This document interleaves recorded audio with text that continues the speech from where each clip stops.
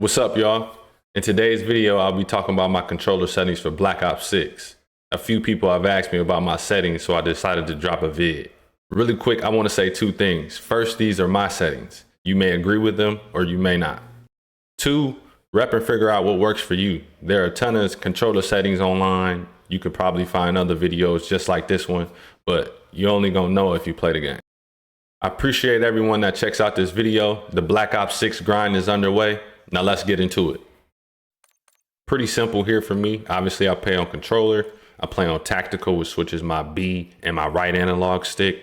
I play with a Xbox Elite controller, so I have paddles on the back, so I don't have to take my right thumbstick off the analog stick ever.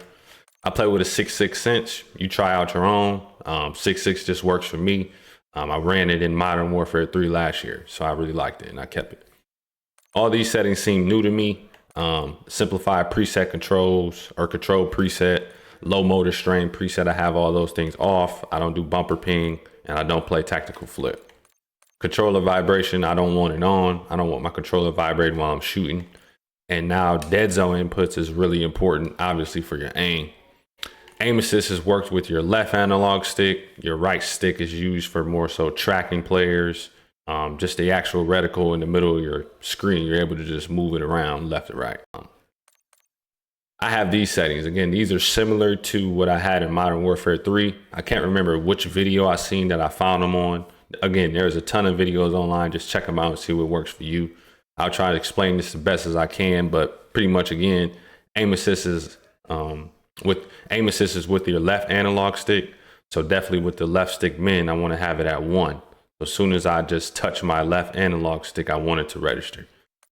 Next is my left stick max. I have mine at 80. Again, you could try it out. It's probably preset on 99. I know it shouldn't be that high, but I have mine lowered to 80. You try it out again. My right stick min is about 6. That allows me not to have any stick drift. You know, when you're sitting there idle in the middle of your screen, no one's controller is perfect, but it does drift. 6 works for me. It kind of steadies my aim. It steadies my reticle in the middle of the screen when it's just idle and I'm standing there. Right stick max is 99. I just left that alone. My triggers are down to 0. Next, we have aiming, and then your sensitivity multiplier. You may want to adjust your ADS sensitivity multiplier. ADS is aim down sights. So pretty much the cinch that you play on, and when you ADS, it'll times it by whatever you change this to.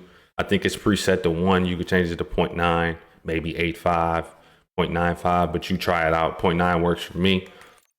I don't have any of these settings changed. Advanced aim settings, though, I do have this change. I think it's preset to gradual, but this should be on instant. Again, you want everything instantaneous. This is going to allow you just to not gradually move into ADS, but actually just be instant, be more snappy. Aim response curve I have on dynamic. It's probably auto set to standard. I've been running dynamic since Modern Warfare 3. I guess it's just the best again. Target aim assist I obviously have on. Now, movement. Sprint assist I have on. I don't have any of these settings on. I have them off, off, off. Corner slice I have off. I don't want to walk up on the corner and my gun slides left to right. I mean, it's cool, but it's not. A new setting is this hybrid setting. A lot of people were playing on tap to slide last year or slide only, but hybrid is a little mix of both. With the Omni movement, you got a lot of wiggle to you, so you definitely want to use dives now and a little mixed bag of things, so you can slide and dive pretty fluidly. I have these on: auto peak, airborne mantle. All these things I have on. They're nothing really crazy. Mantle reload speed. I have all those things on. Now combat, again, I have hold on. Aim down sight behavior, I have hold on. Moving over to combat, aim down sight behavior, I have on. Weapon mount activation, I have ADS melee. It's pretty simple. This is more so Warzone thing, applying plates, apply them all at once. And that should be it with controller. Moving over to graphics, 120 refresh rate. I'm a console player. Consoles are able to push 120 refresh rate. So I have this obviously turned on. Moving over to view. Right now, with there being a lot of multiplayer, I'm actually not playing on 120 FOV. Once it gets into Warzone, I'll probably move it all the way up to 120. but right now I'm playing on 110. It works for me. ADS field of view I have on affected. I just like the way it feels. I've been running it again since last year. I have it on wide. Some people play this on narrow actually, or just leave it default. You play around with this. Moving down the camera, I don't believe I touched even any of these settings. So let's move on. Game audio is important. I have master volume on 100. I don't have game music volume on. I have a little bit of dialogue. I like to play campaign as I play it. Again, you could play around with all these audio settings. I'm not the best at this. This is what works for me. It's pretty much standard. I turned all these things off though. The licensed music, the asymmetrical hearing compensation. I've turned all those things off. My voice chat on about 40. I have everything on, party on, speakers. I have this coming out of speakers instead of headset. Microphone level pretty much turned all the way up. And yeah, that's pretty much it about my audio.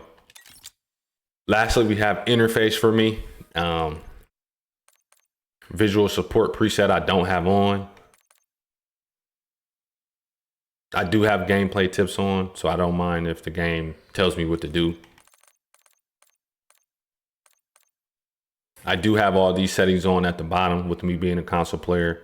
I don't know why, but servers latency, packet loss, clock, and connection meter. It usually pops up in the top left of your corner if you're playing the game. That's about it. But it just tells me pretty much my latency and if I have any packet loss. Subtitles default. I haven't did anything with these. Color customization. I have made it custom. For me, mainly, I've just intensified all the colors. These are pretty much the standard colors, but I've actually just turned them all the way up so that when I'm playing the game, everything is just bright. I'm able to see it. I understand my layout. You pick your own. A lot of people like these filters. You can go filter 1, you can go filter 2. I just keep mine on none. I don't really want to filter. And yeah, that's about it with that. HUD info.